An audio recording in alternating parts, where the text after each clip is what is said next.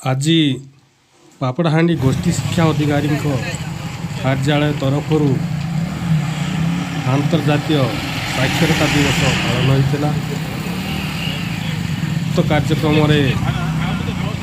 समस्त शिक्षक शिक्षयित्री समस्त सीआरसीसी अंगनवाड़ी कर्मी आशाकर्मी समस्ते उक्त शोभा सामिल होते। प्रथम शोभा करा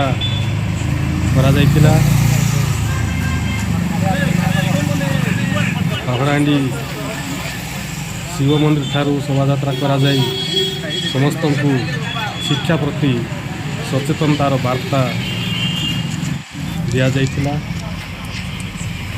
यहाँ पर समस्ते पापड़ाहांडी लाल बहादुर हाईस्कूल ठारे एक बैठकर आयोजन करा जाइथिला।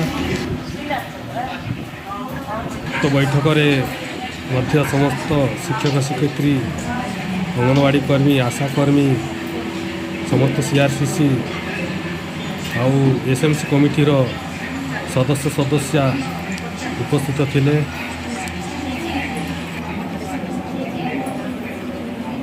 पापड़ाहांडी सहकारी गोष्ठी शिक्षा अधिकारी श्रीजुक्त बालक दास रंधारी सार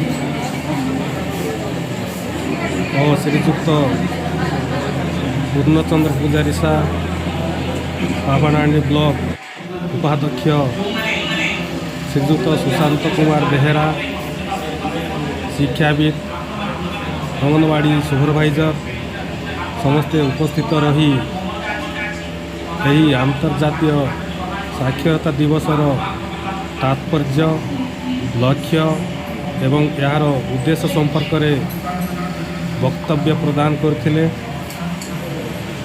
समस्त को सचेतनता वार्ता दे किभली पढ़ुवा पिलांकर ड्रॉप आउट कमाइवाई प्रस्ताव देथिले।